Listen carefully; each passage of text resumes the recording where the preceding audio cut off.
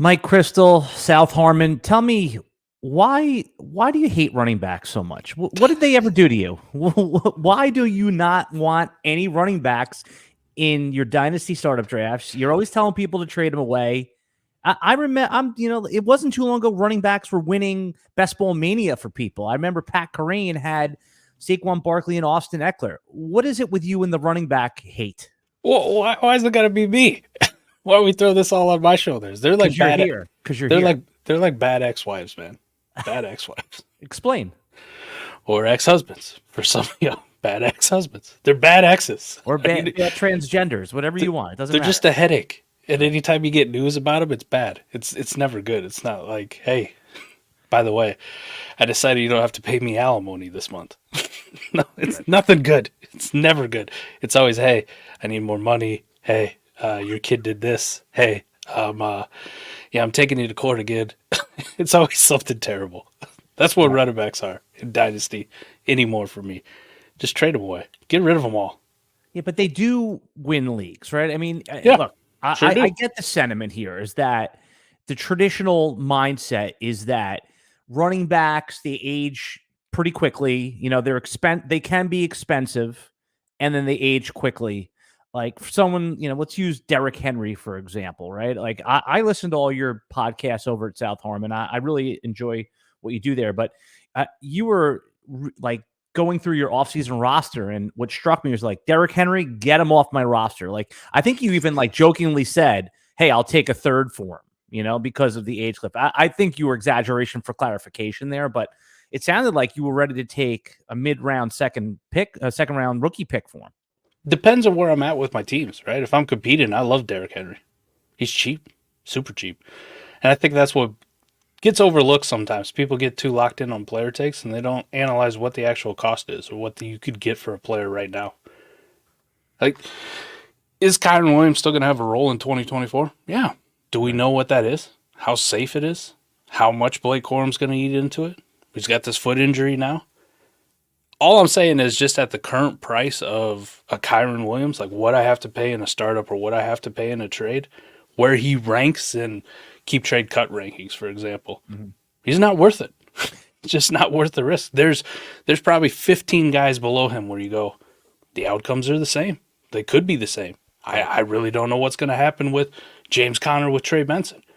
But here with Dynasty, I could get James Conner plus. I might get a first. Might get a second. Might get another player, another wide receiver. That's something I think that always has to be baked into. Like, what is the acquisition cost? What is this? And people always go, well, I got Kyren Williams for free last year, which a lot of us did. We picked him up off of waivers. Or he was sitting on your taxi squad. He was on your taxi squad. Right. He was a 4th-round pick the year before. Whatever it is, that's fine. But, Alan, if I find a check on the street for $1,000, it's already endorsed. It's made out to me just by happenstance. I go, well, I found it for free. I didn't really have it, so I'm just going to hold on to it till it's worth nothing. Hell no. Cash it in. Get rid of it. Get rid of it. Take the money and run. What? I don't understand what's so hard about that. Yeah, no. Well, the example you're using does make sense. I was in a dynasty league where, after the really good Tampa season from Leonard Fournette, Mike, the guy was the worst team in the league. He was 0-12, and he wouldn't take anything less than a first for Leonard Fournette. Nobody gave it to him, right? So it's adjusting to that league market. Like somebody offered him, a second-round pick. I mean, he was like, give me a first or give me nothing. And to your point, Leonard Fournette was nothing the next year. He died on the guy's roster. So maybe your point is, while there is that short window, sometimes you're not going to get full value, but take what you can get. Yeah, this comes from me being burned, all right? Like, I started off my content career, my dynasty career, basically, like when I put myself out there, was being a James Robinson truther. Look how good he was, how good his fantasy point finish was. He was so elite, there's no way they ever replace him. There's nothing bad can happen to James Robinson. I'll pay a first today to get James Robinson on my team. Didn't work out so well. Right. We do this all the time, especially it's easy to talk about with Kyren, right? We've had Elijah Mitchell. Like these kind of guys who come out of nowhere, produce for you, and then just get, The NFL says, yeah, we're good. Justin Regime Forsett. change. You remember Yep. Justin Forsett? Yeah. Yep. Old Justin Forsett. That was a good one right there. We've had these historically, and people just want to be like, well, this one's different. This one's different. It sounds no shade to my old man, all right? But there's a reason he was divorced 4 times, because he always thought this one was different. It's always their fault. It's always their fault. At some point, you have to look internally and go, maybe it's me. All right, maybe I'm the 4 of them. I'm the only common denominator. Right, Mike. I knew a guy, he was Uncle Warren, right? He was a friend of the family, and he was married 9 times, once to the same woman twice. So it was 8 women, 9 marriages, and it was always them. They were always, this is a derogatory term, but he says they're all Bs, they're all bitches. He said, but it's like, Warren, it's your fault. You're the idiot. So I 9 times. Could you imagine actually doing that? It's not them, it's you. Yeah. Trust me. Right. Trust me. So it sounds like low pedigree day 3 running backs is going to be the red flag. I get that, but what about let's take someone inside the top 12-ish running backs that has pedigree. Najee Harris, Travis Etienne. Are those guys? Are those immediate sells? Get them off your roster. Let's use Travis Etienne since he's a little more relevant today. First round pick. I'm offering you 110. Get him off or keep him. Travis Etienne would be a sell. Now, that's for different reasons, right? So when we talk about it, you mentioned 2 completely different profiles for Dynasty. Start with Etienne. Yeah, because Dynasty value always plays into it for me, right? Much different than redraft. I'm making a 1-year bet. If I lose this year, it's not like I'm putting myself in a hole for next year's redraft. I get to start all over again. That's the beauty of redraft. Dynasty, if I make bad decisions, they're going to stay with me for a while. Like, dynasties are like diamonds. They're forever. But Travis Etienne, very different one. He's still being valued as like a 3rd round dynasty startup pick. Like, I think when I look at South Harmon ADP, South Harmon ADP's got him at the 309. So this is Superflex? Yep, Superflex, 1,788 drafts, last updated today. I'm going to look while you're talking. I'm in a startup right now. I'm going to look that up, but keep going with this because this is interesting because Travis Etienne is exactly what you're talking about here. He still has real dynasty value. Huge. You're making a 3rd round or a 4th round dynasty startup pick. You're relying on that person to be a linchpin for your team, right? You're thinking that's going to be a linchpin. Keep Trade Cuts got him as a RB7. We just had Thomas Tipple on from Fantasy Points the other night on the AMA, and he went on this big monologue about Travis Etienne, how highly inefficient he was and just a touch volume guy. Now, touches are key in fantasy football. We know this for the running back, right? What your opportunity is. But it was so bad. It was so bad that the corpse of Tank Bigsby, who never even really got started, like beating him in key metrics. Missed tackles forced, yards created per touch, like this kind of thing. And you're going, what? How? Like, you're supposed to be the guy with the juice. So everybody's going to value him as, man, I got Travis Etienne. I'm taking him in the 3rd round. I probably got 2-3 years left to Travis Etienne at the running back position. You could have 1. Right. You could have 1. 1 year. And why are you making this bet in the 3rd round when literally you could have 1-year bets for the next, 6-7 rounds of a startup? I'm going to back you up here on ADP. I'm in a startup right now. He went 402, which is basically the same thing. Same thing. Yep, yeah. Same thing. Yep. That's right on that turn. Why are you so convicted on Travis Etienne? What? Because he's 25 years old? We've never seen 25-year-old running backs get replaced left and right in modern day NFL.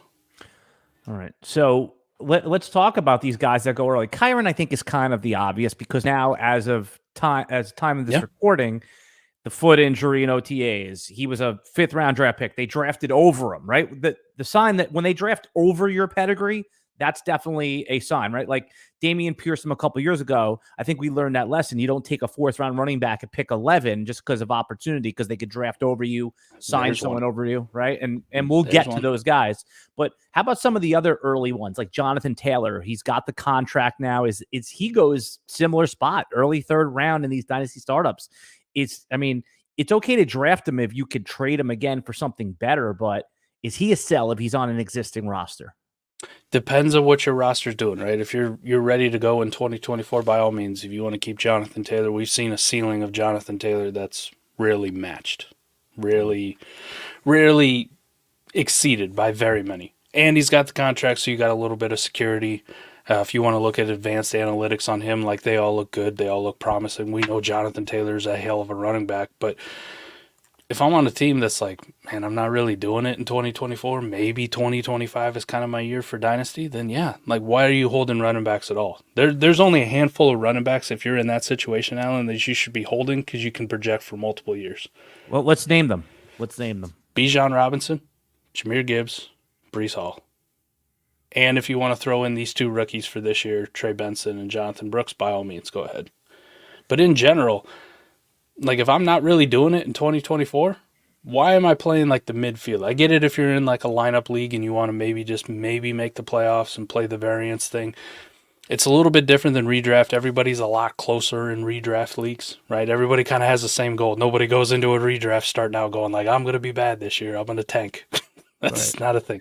In Dynasty, you get some separation. Elite teams become more elite. Bad teams become more bad. So I still don't really like playing in the middle or like playing that variance of let me just make the playoffs. If I'm really looking at my roster and I'm going, man, I'm relying on rookies or, my quarterback situation's rough. I maybe don't have the draft capital to replace it or get better. Running back's the last thing I want on my team. It really is. Because if Jonathan Taylor goes down with a serious injury, where's his value go with it? Right. Well, okay, let's say Taylor in week 3, season ender, not the Nick Chubb injury, but just a standard ACL, right? We're saying the standard ACL. Breaks his foot, something like that. Yeah. Right. You don't think that someone like Taylor specifically, his value is protected? I mean, I know it goes down, but he's not dead. He won't be dead, but are you ever getting first and a second, 2 firsts, whatever your league market really dictates? No. Is he ever going to hold RB5 overall in Dynasty prices ever again? No, at 26 years old in 2025 coming off an ACL. And presumably 4 running backs coming in that everyone's going to want next year. Yeah, that's the question you have to ask yourself. And it fits twofold, Alan. If I get the running back off my team and I'm not really competing anyways, it makes my draft pick next year in 2025 all that better, right? Like I am actively tanking, not tanking by, being an asshole and not starting players on a weekly basis and giving people a free win, but I'm getting points off my roster. Like I don't have to worry about starting Jonathan Taylor. I'm just going to insert whatever the hell I actually have. Somebody else can enjoy Jonathan Taylor to his fullest if he does hit. So I think that's the big thing though. But if you're competing, by all means, if you want to keep Jonathan Taylor on your team, go for it. Like that's a good running back to have. I do it with Saquon Barkley. I probably should be selling Saquon Barkley at his current market cost, but I'm an Eagles fan. I got teams that are competing. Right. I want Saquon Barkley on my team to feel good. That's why I play Dynasty. But the right process, man, if somebody came to me with 2 firsts for Saquon Barkley right now, even if I was competing, Alan, I go, risk reward. Okay, I'll figure out what I'm going to do at running back later. Let me just pull over to the side of the road here for a second and ask you a redraft question. Saquon Barkley or Jahmyr Gibbs in 2024, which one of those guys you taking if you're on the clock and you're taking a running back in the second round? Golly, Alan, you just hit me right in the kisser today. I've had that choice a lot in best ball, and then we'll get right back onto the Dynasty highway here. Just pick. You're not buying a condo, Mike. Come on, just pick. I'm not buying a condo. I'm going with Saquon. Okay, going with Saquon. Yeah, that's what I picked also, and you can't go wrong. But I'm going with Saquon. Yeah, I mean, there's just too much upside there, right? And I know Gibbs too, but anyway, for another day, baby, for another day. Saquon doesn't have David Montgomery to be like that thorn in his side. He's got Jalen Hurts though. He's got Jalen Hurts. That's fair. Yeah. That is, I mean, that's a real thing. He's more of a goal line threat than Josh Allen, I think, for this year. That's true, but maybe they save him this year. Maybe they're like, hey, we don't want to get our $1 billion quarterback injured. All right, back on to our we want to sell every running back. We hate running backs. And you see, I'm coming. You said, why do I got to throw you on an island, Mike Chrystal? It's because now I'm going to come there with you, right? Let's go. Yeah, I tend to draft. There was a couple years ago when everyone was going like super wide receiver crazy in Dynasty startups. I was just drafting running backs like, they're old now, but 3 years ago, Dalvin Cook, Joe Mixon, Saquon Barkley. Like when I had 5 or 6 of them starting, and I won some championships. But I'll tell you right now, my house is ugly on a lot of these rosters, very ugly. So we talk about sell every running back. Let's talk about a young running back. Is it time to sell Devon Achane? I mean, how far are we going to take this? Ooh. I love Achane a lot. RB6 prices, though. RB6 for a guy who's undersized. Showed last year to be like league. He's got that league winning upside, right? So tantalizing, but he also showed that he could be league losing because he could miss 7-8 weeks. Could just not be without him. when you take them, you know what you have. You don't have you have Boom bust. You have a Will Fuller. You remember Will Fuller in his peak was 40 Yep. points one week and then like one catch for 16 yards for like 6 weeks in a row. So I'm not saying it's that volatile, but you have a nuclear weapon that only fires like 3 or 4 times a year. RB6 is telling you the Dynasty community loves him. They want that boom bust.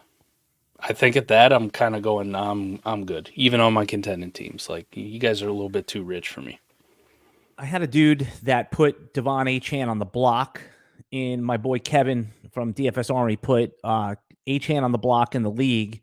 And I asked him, I said, what are you expecting to get? Like, it's not one of those like, hey, make me, it just, I just have no idea what the value is. No one's going to, like you said, running backs. Is someone going to pay 2 firsts for the Achane? What do you think is like, just make up in your mind, you're a team that wants Achane, you're a top 4 team in the league. What's like a deal that gets done? And you can make up players that you have on your roster. You could say, hey, I'd give him a Rashad White plus you can, what deals can get done?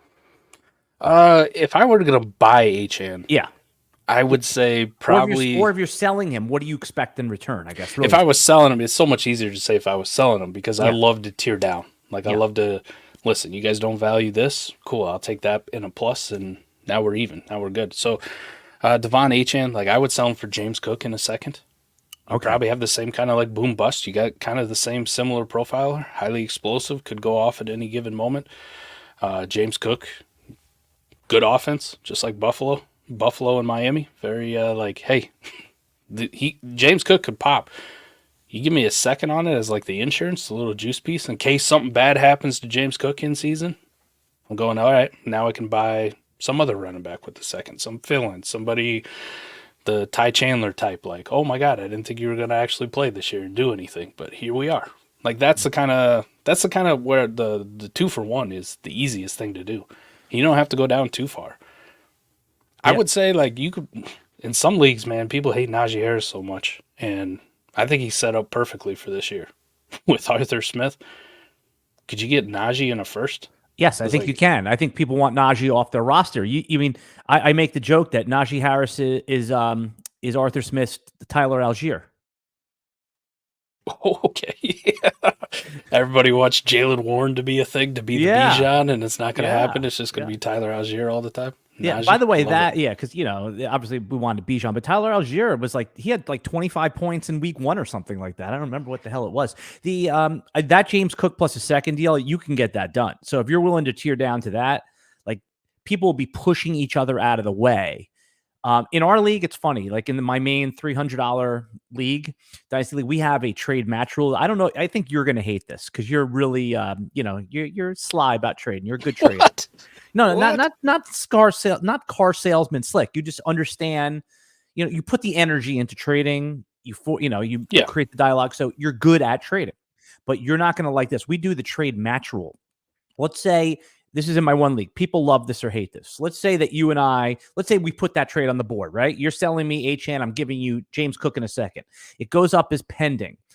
The rest of the league, the other 10 members, have 24 hours to match or beat the trade. And what do I mean by that? Is you and I can't add pieces or parts, right? Only the other 10 can approach us and say to you, hey, I'll give you Rashad White and a first. And then you could accept that trade over my trade. So they have 24 hours to do a deal. Now, the original 2 traders, so I don't get totally screwed, I have one more chance to come over the top of the counter just because you want to protect the original trader a little bit. I like that idea, actually. I don't hate that at all. It's awesome. I'm telling you, like friendships are lost because people feel like they got screwed out of a trade in this league. The only way it'd be bad is if you're the guy who's like, oh, I definitely got one over on this dude. Well, the rest of the league. But it does take out that whole Monday morning quarterback thing you see in almost every single dynasty league out there where a trade goes down and then everybody's an expert, a trade critic expert. Ready? Here it goes. I would have given you more. I would have done this. Yeah, I would have. Bullshit. No, you wouldn't have. Exactly. Bullshit. So this is what it does. It does 2 things, the trade match rule. It protects the stars from getting undervalued by, from maybe a dynasty owner that might be a little less, I'm not going to say experienced, but in tune with the market value. Yeah. Like we had Patrick Mahomes in 2020 traded for like Daniel Jones and 2 firsts. Come on, man. Hey. Come on. Hey. And nobody had the balls to come over the top because Daniel Jones was looking good, but at least no one can say, hey, you stole Patrick Mahomes. Like, you had an opportunity to go Jared Goff in 3 first or whatever it was. So the opportunity was there. And then the other thing, like you said, it stops the only person that gets screwed is the person that like loses the trade. But hey, if it's bad for one person and good for the whole league, the other 11, it's a good rule. It's good for league health. Keeps leagues going. And they stop being dynasty redraft leagues, which are we talked about like ex-wives and stuff. I hate dynasty redraft leagues more than I dislike my ex-wife at this point. Yep. I really do. Well, there's nothing worse than being in a dynasty league and within a year or two it's folded. Well, there's ways to stop it. You just have to have a proactive commissioner. Like, every year paid ahead. Like, so right now, if you and I are in a dynasty league, 24 is paid, 25 is paid, and then if you trade away 26, even a 3rd round pick, that gets paid too. So if you do that, you will increase the likelihood of long-term, longevity. Definitely. But you do kind of have this where they become so prevalent now. You get in startups and everybody's trying to compete. Everybody wants to trade up. Everybody wants to get all the studs and trade away all their first. It's good for those teams who like to rebuild. It's sketchy in some of these more average leagues, Adam, where those rules aren't in place. Like, you don't really know the commissioner and you join it. It's like, do I even run the risk of trying to rebuild in this or thinking long term? Because this thing might not be here in 2025 or 2026. You just had a Freudian slip. I don't know if you heard it. What was that? You called me Adam, your normal broadcast partner. I did. Yeah. Listen, for those who don't know Mike Chrystal over at South Harmon. My bad, Alan. Yeah, no. Listen, you broadcast with someone named Adam. It's not like, listen, if my wife, while I'm making sweet love to my wife, if she calls me Adam, that's a problem. That's a problem. I'll say, who the hell? Devil. She doesn't, I'm like, who do you work with that's Adam? But, as long as, but if you do it every day, so it's understandable. That's all right. My bad, Alan. I get this all the time too when I'm like on other streams commenting as South Harmon Fantasy Football. Everybody just assumes I'm Adam, even though he's dead and off doing like whatever he's doing in New York. Yeah, he's a mercenary. I think he's in the chat too. I just saw him. I put him up. He is. He's on his own account. He's good. Yeah. There we go. Let's Alan is the GOAT. Good. I like that because after I was just called Adam, I need to Well, it's good company to be in. At least I could say you're in good company. And a couple at the draft, he shaved his beard off too. So that was terrible. You guys kind of look the same, other than you don't have that deep voice. The Barry White. I have the Long Island Nebuchadnezzar voice. Before we continue on, Mike, I want to let everybody know this Dynasty Fantasy Football podcast, RotoWire's podcast, is brought to you by Prize Picks. Do you play little Prize Picks where you could choose more or less? Nope. Okay. The state of Iowa says no, I don't get to. But you would play if you could. 1,000% I would. Yeah. So everyone knows Prize Picks at this point. They have stat projections, and then you pick more or less. And then if you can group certain ones together to get 10x or 5x the payout, depending on what it is. Our code is ROTOPOD, ROTOPOD, double deposit by Prize Picks. And also, have you been out to Circa in Las Vegas, Mike, the hotel? Not yet, but we at South Harmon just signed a deal with Full-Time Fantasy as well. So they kind of host a big tournament out there, a big redraft league that we're looking maybe 2025, Alan. We're going to go out there. We'll be at Circa. Yeah, so we go every year. RotoWire trip is in July, and we stay at the Circa. What they're doing right now at circalasvegas.com is if you want to go out there and have them host your fantasy football draft, they have like a package. You go to circalasvegas.com and you could buy a package where it's at the cabana. There's, beautiful women serving you food and this, that. And they put up the draft board. It's like, it's a whole event. They pick you up from the airport in a limo. Nice. Yeah, it's a whole thing. We do our draft there in July, and then, but most drafts obviously happen in August, or late July, August, September. But so go on there and check out their package. All right, we're talking about sell every running back in Dynasty. We don't want any running backs on our roster, and it really does beg the question about. Let's talk some historical perspective of Dynasty running backs, Mike. How's the value of running back in Dynasty football evolved over the past decade? And because, like you said, when you first started out, you weren't thinking about selling running backs. So how and why have we seen this historical trend where running backs are just not valued the same? Has it ever been lower? And the answer is no. Never. I think back to the golden years of doing redraft, right? Those mid-2000s. The LaDainian Tomlinsons. You guys remember Larry Johnson? Priest.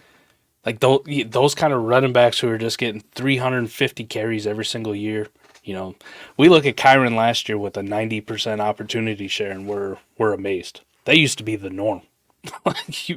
These guys used to never come off the field. Running backs were the first 18 picks of a draft, first 25 4 picks of a draft. Easily. And now we've evolved to where the NFL has gone more by this committee approach. They have 1As and 1Bs, and sometimes they got a 1C, a third down specialist. They rotate running backs. Outside of the last couple random ones we've had with Travis Etienne, Najee Harris, Jahmyr Gibbs, Bijan Robinson, the NFL doesn't draft these guys in the first round. Hell, they don't even like drafting them in the second round. They don't give them contracts anymore. They don't pay them. They said, all right, we're good. Like, you just move on. We'll find somebody else. We'll pick Joe Blow up off the street. Think about Kyren last year, too, when he got injured, and how they brought in two guys that were sitting on their couch in Royce Freeman and Darrell Henderson. And both those guys stepped in and both had weeks. Like, they had moments. This is the way the NFL is going.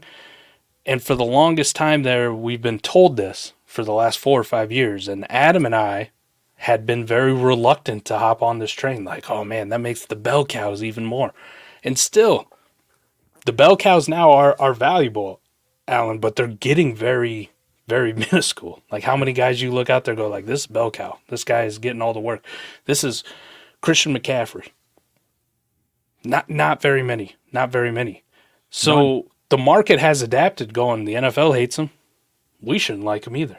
And we're going to look at him in smaller windows. We're not going to look at a guy like a Rachaad White because, oh my God, last year was only his second year in the league. I'm going to have him for the next 4, 5, 6 years. Rachaad White could be done after this year. We don't know. They could bring somebody else in. This stuff happens all the time, and we've seen it time and time again. The dynasty market for running backs has never been lower. Now, if you're strategic and you're competing, you're playing for this year, you can get some pretty incredible values, and you can still build your team around running backs. But Alan, to your point, you brought it up earlier. You did this a couple years ago, and now where's your dynasty team at as far as dynasty value? Because this stuff evaporates fast, like it's a fugazi. Yeah, the best I could do is when Derrick Henry is like it has 110 yards and 2 touchdowns in week 3, and my team is, I'm gonna have to make a decision because there is a window for him to get like a contender first there. Yeah, there is. There's somebody like, oh, yep, Derrick Henry's going to do it this year. Here's the first Allen. I'm ready to go. Right. And you could talk yourself into he looks good, so he'll probably last 2 years too. So yeah, you could tell yourself that fairy tale if you want. I love how you told the history of the running backs, and maybe I need to adjust my thinking a little bit. Now, again, I can see what's going on in the market, right? Like Breece Hall, Bijan Robinson.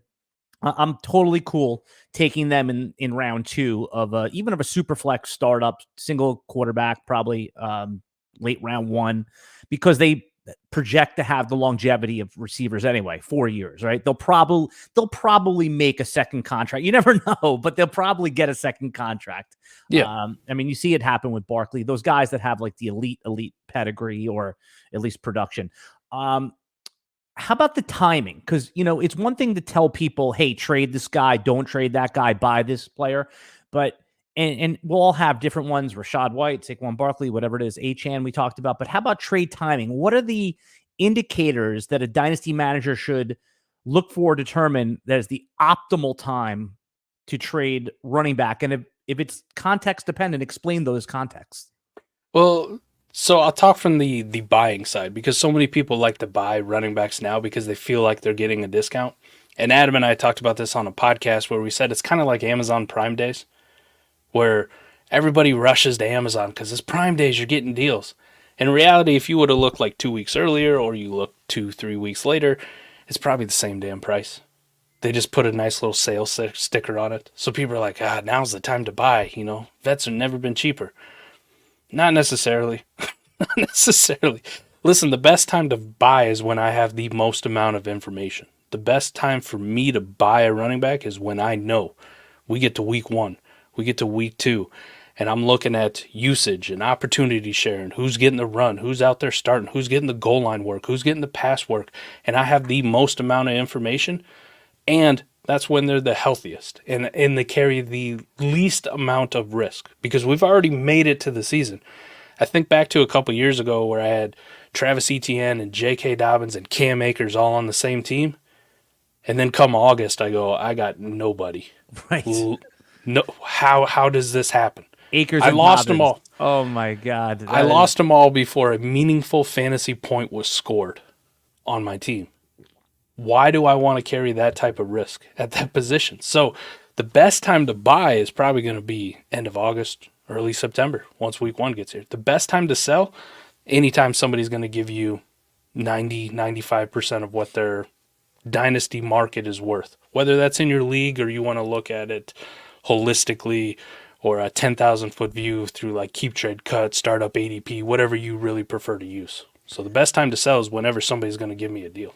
By the way, RotoWire is working on something inspired by Keep Trade Cut, like a true points-based calculator. So, I mean, I have to admit, Keep Trade Cut really did figure it out. It became like an industry standard. I love the ADP over at South Harmon. That's another useful tool that I use all the time. But RotoWire is working on some more dynasty tools like that. But if you want to go, by the way, check out what RotoWire has right now before we continue this conversation. RotoWire.com/pod, RotoWire.com/pod unlocks our paywall. It's free. There's no, you put in that, your email, paywall unlocks. There's no credit card to cancel. Go check it out for 2 days, RotoWire.com/pod. Mike and I are going to take a quick break for the audio audience, YouTube audience. You're not going to have to wait, but we'll be right back after this. All right, the RotoWire Dynasty Fantasy Football podcast is back. I'm Alan Seslowsky of RotoWire.com, right here with Mike Chrystal of South Harmon Fantasy Football. Mike, we're talking about running backs in Dynasty and the decreased value. I kind of make the joke on our thumbnail on YouTube, like sell them all, right? But obviously you do need running backs. I mean, last year, the best buy in hindsight was paying a second-round pick for Raheem Mostert. Is there anyone, right? Because that gave you top 5 RB numbers. It only cost you, 2.8, 2.10, 2.12. And now it looks like it could be even useful a little bit this year. Is there anyone like that?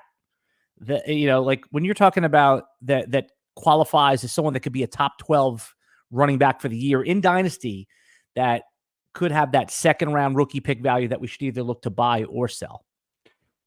I'm going to highlight this with probably the perfect example. We're going to play a little game here, Alan. I'm going to give you 3 running backs that you're going to draft in a startup, and then I'll give me 3 running backs that I draft in a startup. And you tell me what the difference between the 2 teams would be, just for the running backs, okay? So I'm going to give you James Cook, Isaiah Pacheco, and Joe Mixon. Got it. Those are your 3 running backs you ended up taking in the startup. I'm going to go ahead and take Najee Harris, Aaron Jones, and Brian Robinson. Yep. What's the expected fantasy points difference between our 2 teams at the running back position? Yeah, Brian Robinson would be the iffy one, but Aaron Jones has so much upside this year that it probably balances off Robinson's floor. I would say that I have the edge by, if I'm lucky, 15%, if I'm lucky. Okay.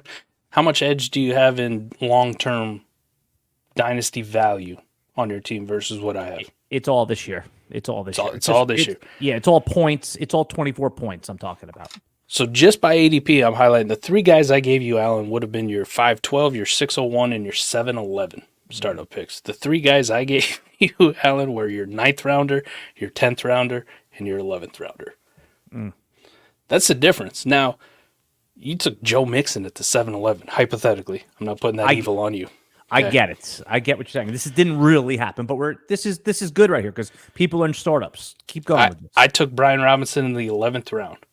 Is there 4 rounds of startup difference between the 2? All right, I'm gonna humble brag right now. I just got Robinson. This is just, I just got him at the 14-1 in this draft.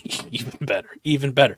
Yeah. But is there a difference? I would say maybe there might be a tiny one, but in reality, long-term dynasty value, production this year, they could be the exact same thing. Now, the difference is at the 7th round, like I'm taking probably a wide receiver like Cooper Kupp or Terry McLaurin, or maybe it's super flex draft. I'm taking another quarterback, Baker Mayfield, if that's your dude, like to help me compete this year.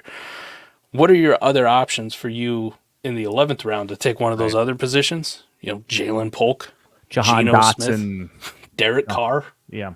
No, your point's an excellent one here with the opportunity cost. I'm looking at this like draft. You're looking at ADP. I'm looking at like my specific draft. Yeah, for sure. So, but you're right, because Mike Evans went at the 7-12. I mean, that's a 2-year. I mean, he's a guy who's going in the second round of redraft. So when you take 7th round running back, you give up wide receiver who's quote old, but is going in the second round of redraft. So one of my favorite strategies, and I'll leave it just with running backs this year, has been when I do startups, I don't necessarily lock myself into I'm competing or I'm not competing. The only strategy I have is I'm just not drafting a running back in the first 10 rounds. Just not. 10 rounds. 10 rounds. 10 rounds. I don't draft them unless there's something super egregious, Saquon fell to the 6th or 7th round, Jonathan Taylor, etc. Unless it's something so egregious. Because when I get to the 10th round, Alan, for the next 4 or 5 picks, I can just hammer running backs with very similar outcomes or values to everything anybody took from 4th round to probably the 9th round up to that point. Like they're very similar, right? I don't know when Trey Benson is going to take over the backfield for James Conner, or if James Conner gets injured, or if there's a lot of ifs, right? Like we think. But what if James Conner puts together one more season where he's healthy-ish for the majority of it? And this is the guy you get in the 11th, 12th, 13th round, kind of like Brian Robinson. That could be your Raheem Mostert type, right, to your original question. That could be the guy where you paid nothing for, essentially, and it was a league winner for you. And you're like, oh, wow.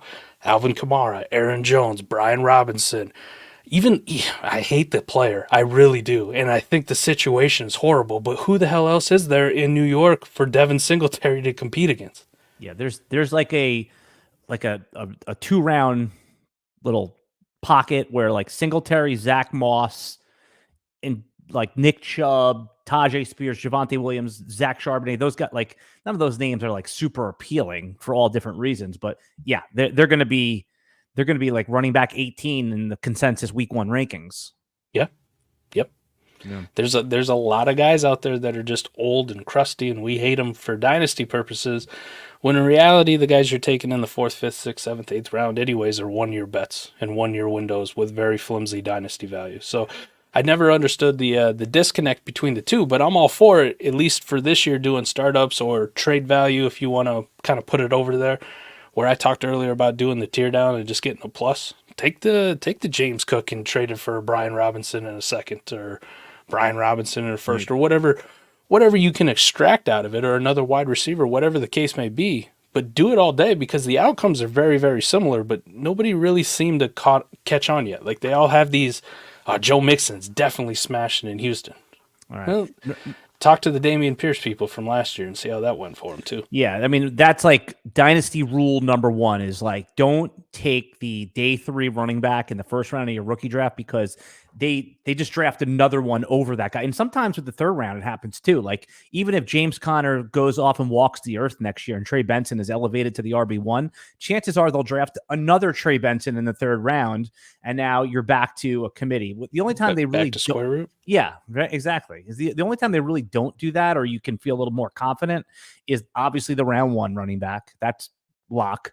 And then the round 2 running back, if they're even decent, they could draft like a 3rd round guy, but they won't draft over you usually, unless you're terrible. But if you show something, you show some promise, they've made a commitment to you. Yep.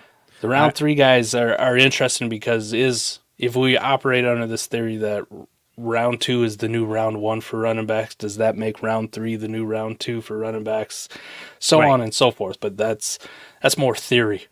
Yeah. More theory than it is fact at this point.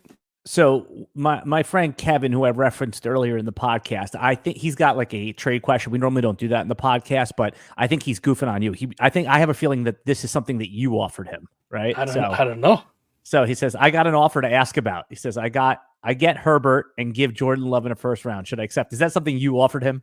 No, but okay, all right. Maybe I did. I don't know. Yeah, because he always complains to me. He's like, that McNutted offered me. That's your sleeper name. I said, no. I said, listen, he's just carpet bombing offers. Like he's not like thinking, like, how can I get one over on you, Kevin? You know? No. It's just it's a portfolio mindset where I just go out and I throw them out, because listen, on that trade, right? There's a lot of people convicted about Justin Herbert. I can go on X, you can go on X, anybody can go on X and look at the fantasy community, and you'll see just as many people talking down about Justin Herbert for this year, like me, like I'm on that train, as there are people who are like, haha, let's make fun of all the idiots who are fading Justin Herbert. Right. The reason we're fading Justin Herbert is, run first offense, Greg Roman. I talked with Thomas about it, who's a Ravens fan who had to watch terrible Greg Roman try to put together a passing offense for years. It doesn't look good. But there's a lot of people out there who still love Justin Herbert to the moon. And there's a lot of people who are now talking about fading Jordan Love like it was an aberration and he's not actually that good and yada, yada, yada. So if that's the general market sentiment, kind of like running backs, I'm going to hammer out offers like, all right, let's see if anybody really still is convicted on Justin Herbert or hates Jordan Love. Yeah. Yeah, that's an interesting one because you and I were talking. I wasn't really thinking of Justin Herbert. Just going back to Jack, and then we'll move on back to our running back conversation here. Is Justin Herbert is somebody to sell, but there is an interest. I mean, you have to observe what's going on, right? Like they're turning this team into a run team. They took a mauler tackle in the first round. I'm not saying that Justin Herbert's going to be bad, but if he's 18, 19 fantasy points a game, that's not 27. Right. I mean, Kyler Murray has the chance with Marv to be that 24 to 27 guy. So it's just something interesting. But I think that a lot of the dynasty startups I've been in, Herbert's now like pick 14. He's no longer pick 9 anymore. Yeah. He's still going as the 9th quarterback off the board where it's come down quite a bit. He used to be a first rounder, like locked in, probably 7, 8, somewhere in that range. It definitely has come down. I still think it hasn't come down enough, right? Like Jordan Love, Kyler Murray go after him. Jaden Daniels, because he's a rookie, goes after him. And really, when you look at quarterbacks and where the production comes from, it comes from rushing. Now, sure, you can bake in some rushing upside for Justin Herbert. Maybe gets a little better under this Roman Harbaugh amalgamation of an offense, a little more read option. Sure. But I also think, to your point, Alan, like 18 to 19 fantasy points per game kind of feels like a season. It feels like a ceiling of more back-end quarterback 1, high-end quarterback 2 type, instead of being like, hey, this is a guy who could be, top 3, top 4, top 5 overall. Probably not happening in a super low-volume passing offense. You said it perfectly. Here you go. Exclamation point, rubber stamp. Yes. Value peaks. This is what I want to talk about. I wrote this topic down on my sheet here. Value peaks for running backs. Okay. Because if we're going to tell people to sell every running back, we need to identify the value peak. And you alluded to it a little bit earlier about when to buy, when to sell. I want to put that all into a nice package right here. Can you discuss some of recent examples of running backs whose trade value peaked and then subsequently declined, illustrating our sell every running back point? Oh, man. Yeah. But we got to scroll down these keep trade cut ranks quite a bit. Dalvin Cook. DeAndre Swift in Philly last year, especially to start the season. First time he had, 20-some fantasy points, had that 200-yard game. There was your peak. He was up there at 6, 7 in RB ranks overall in Dynasty. Now he's down in the teens, late teens. That was the first one he came to. Joe Mixon has just been hanging around forever. David Montgomery, same kind of thing. How about Tajay Spears? Tajay Spears was a RB1 before Tony Pollard signed. Off of what? Nothing? Fugazi? But you weren't able to get a first for Tajay Spears. You were getting first all day long for Tajay Spears, which was insane. I saw 2 seconds, but I saw him offered. So someone offered me Spears for first, and I was like, I mean, that to me seemed obviously no, but I don't know. I guess that they have traded, but the first one you said, DeAndre Swift, that's the one that takes balls, right? DeAndre Swift gets a 200-yard game, and someone offers you a single first for him. Selling him there is what takes real stones. Ramondre Stevenson was RB8 on keep trade cut at this point last year. Jesus. This time last year, RB8. Now he's down to 26. Tony Pollard. Remember all them Tony Pollard has RB1 overall upside talks this time last year? Mm-hmm. That didn't work out so well for you, did it? Now you're looking at a guy who is just in front of Kendre Miller, who we've seen absolutely nothing from. So on Hopium. Yeah. No, you're absolutely right. So when you're looking to sell these guys that are at peak value or they're having their value peaks, are you looking to go to, like you said earlier, about tearing down to another running back and getting a little sprinkle on top, a little plus, or are you, for the most part, looking to go cross-positional and into a more stable asset that might not be as a sexy wide receiver? It really depends, because wide receiver has this problem where if you want to go, listen, I don't care how big it is, and there's going to be guys within there that we like, and the community is. But in all reality, like wide receiver 9 to 32 is made up of the same dudes essentially, where we're like, he could finish anywhere from wide receiver 1 to wide receiver 3, and I have no idea where it's going to be. I like him for these reasons, or I don't like him for that reason. So it's a little bit tougher. If you want to get in that range and get that upside and that kind of stability, yeah, by all means, if I could do it. If it's outside of that group, I really don't want to do cross. I don't want to be betting on like wide receiver 40-ish types for my running back, essentially in a 1-for-1. I'd rather just run it's always good, man. Alan, I always love doing the 2-for-1, whether it's in life for various reasons, or especially in Dynasty football, because I get 2 chances at it, right? If one fails, I still got the insurance of the second piece that I got on top. All right, and sometimes the craziest thing is, like if we're doing it for a running back, for example, and I wanted to tear down from the running back like the one I said earlier, maybe Najee is dog shit. Maybe he's terrible this year. But maybe that second that I get next year, that it was added on to the Travis Etienne piece that we were talking about, maybe that is the piece where like next year it's like, oh, can you believe this pick turned into Quinshon Judkins? Like, out of all these guys, who would you rather have now, Quinshon Judkins or Travis Etienne? Just hypothetically is what I'm saying. So there's always that possibility. That's why I love doing the 2-for-1. Is Josh Jacobs qualify? Right now he's RB 14 on Keep Trade Cut. Right. So he's one of these guys. I think he's a player that you realistically can get a first for. Yeah. And I would take that in a heartbeat. I mean, is it worth all right, yeah, I guess you take the first now, because let's say he goes out week 1, has 90 yards and a touchdown, 3 catches for 35 yards. Can you get more, or is that getting greedy? You're probably getting greedy, because even the contenders are going to look at it going like, yeah, who else is buying, man? There's 3 of us, right? This is the best offer you're getting. Steve's team over there, who's dead last, who has 4 first-round picks in 2025, obviously doesn't want Josh Jacobs, right? Your buyer's market becomes smaller. That's an untold story of Dynasty, that the market, I would say, go sell this guy for first, go buy him, or what, but there's only, I would say most of the time, one buyer. Sometimes, it's like selling your house, right? Like you could say it's priced this because my neighbor went there, but my neighbor had 4 or 5 buyers. But now that that's off the market, maybe there's only, 1 or 2 left. And, there's that race to get everyone's first. Yeah, man, Dynasty it's so crazy. It's so crazy. If you were to take a snapshot of your leagues, right, I would say most people at this time, outside of maybe 1 or 2 teams, right now, here we're talking at the end of May, have this false hope coming out of a rookie draft that their team is competing in 2024. And I want to be the guy to sell that hopium to them. Right? I have the most amount of people with this false idea that I'm competing in 2024. I would rather sell Josh Jacobs right now than try to hold him for that, hey, week 1. Because by the time week 1 happens, there could be a lot of teams within the next couple months that have this come to Jesus talk. Like, all right, right? The redrafters have come back and told me that these rookies are actually not going to smash to the levels I thought they were going to. Maybe I'm playing for 2025. I do not want your Josh Jacobs for a first. Get out of my inbox. We're done.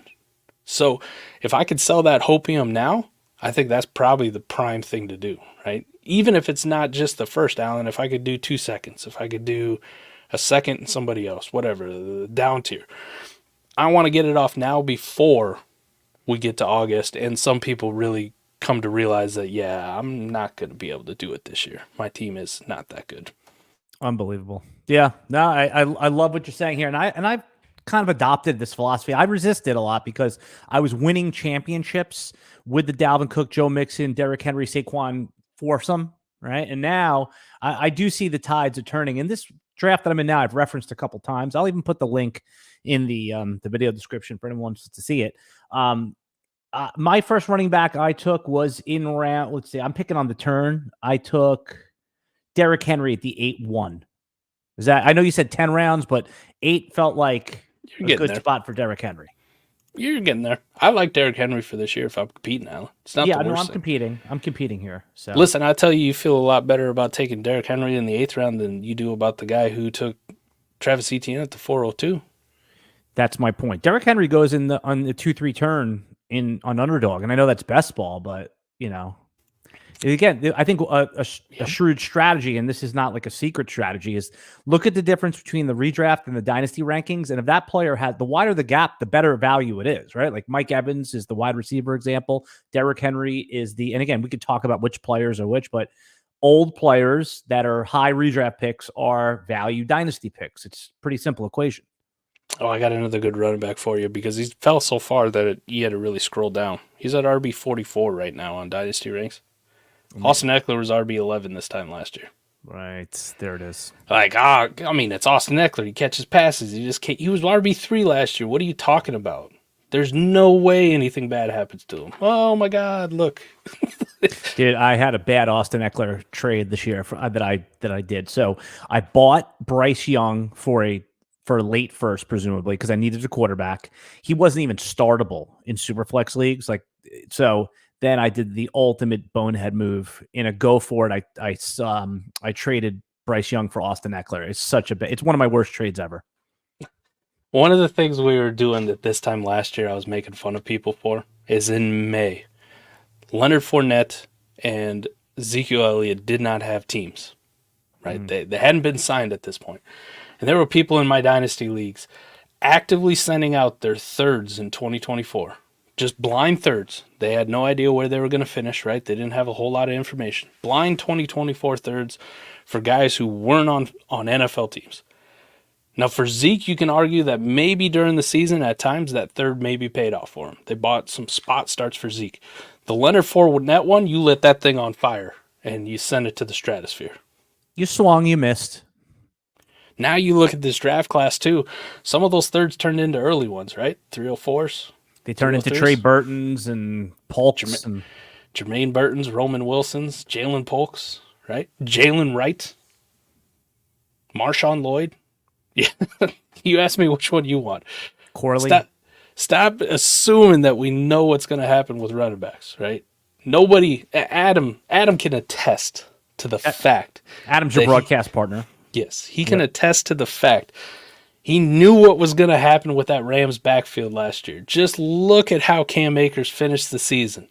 It's Cam Akers' team and Cam Akers only. And now he's stuck with 80% rostership of Cam Akers that's dead. Just cut him, by the way, Adam. Just get him off your roster. So I just want to do a little housekeeping here, Mike. Great conversation about dynasty running backs, sell them all. And by the way, if you're listening on the replay, you can let us know any running backs you've sold or bought. We always like to hear that. We answer every single comment. And RotoWire, if you're watching this on our main YouTube page, we have now broken off a separate YouTube page, which this is simul streaming on the RotoWire Fantasy Football page. So if you don't mind, I'm going to put a link in the description here. Go over to that page and just click and subscribe, because by the end of the summer, we're already populating that YouTube channel, Mike, with all of our football redraft content. And this podcast, the Dynasty one's going to move over there too. So RotoWire, the main page is going to probably either be an all baseball page or mostly seasonal sport. We'll have some golf, that, but we're starting a brand new. You could be one of the first subscribers. I think we have over just 100 subscribers. Yeah, we started it just the other day. We already have 5 cool videos up there. I'm doing a bunch of editing on that side. So I want you to go over and do that. And then after that, I want you to go over to South Harmon Fantasy Football. All right. Because that is appointment viewing for me. I want you to give everyone the elevator pitch. Everyone that might be seeing you for the first time here, Mike, that loves everything you had to say, tell them how to find you, what you're working on, and what they're going to get when they get over there. So we have a community unlike anybody else. I agree. And I say that with my chest. All right. There's nobody else who takes 20 some of their patrons to the Fantasy Football Expo with them and stays in a giant renovated school. Listen, it's a family. Hey, that word gets thrown around, but we are best friends. All the way from me and Adam doing content creation down to just the person who wants to be there because they need some advice. It's It's a welcoming community that you run. It is, and it's full of degens, absolute degens in various fields. There's some people out there hammering underdog best ball drafts. Good for them. I'm happy that you live in a state that's more progressive than Iowa and allows sports betting to that kind of thing, but Iowa does not. But check us out at South Harmon, YouTube, podcast, Spotify, Apple, wherever you do, southharmonff.com as well. You got the Warp tool, you got ADP, you got the Lab Dynasty management tool that is absolutely incredible, and all the good content creators that I've been able to bring on over the last year, which is insane to me. I didn't start this to build a company or run a company or be a content creator full time. I started it because I like talking football with Adam. And I like talking strategy with Adam, and we needed a means to get it out there to the people. At least that wasn't through text message. So that's how we started, and all of a sudden I'm sitting here and I'm talking with Alan one day about, hey, do you know anybody who does video editing? And thank you for putting me on to Brian. So happy that Brian's over here now. Cool.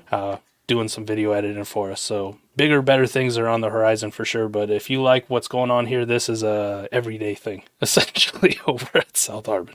Cool, man. Yep. I rubber stamp, fully endorse. I'm a regular listener. I either catch on the replay as well. So, all right, everybody. That's going to do it for today. Again, if you want to check out RotoWire's behind our paywall for free, rotowire.com/pod. But other than that, Mike, we covered why you should sell every running back. Right? I think you made a good case where when we say sell, it just means in a startup situation, we're waiting until about the 8th or 10th round because we're going to get the same value. And we're going to sell our running backs when they hit peak value, even though it's uncomfortable. I think that's the real takeaway today. It is. Be mindful of where the Dynasty community is on value for running backs and exploit it to the best of your abilities. All right, buddy. It can be done. Yep. We'll see you next week with another Dynasty Fantasy Football podcast.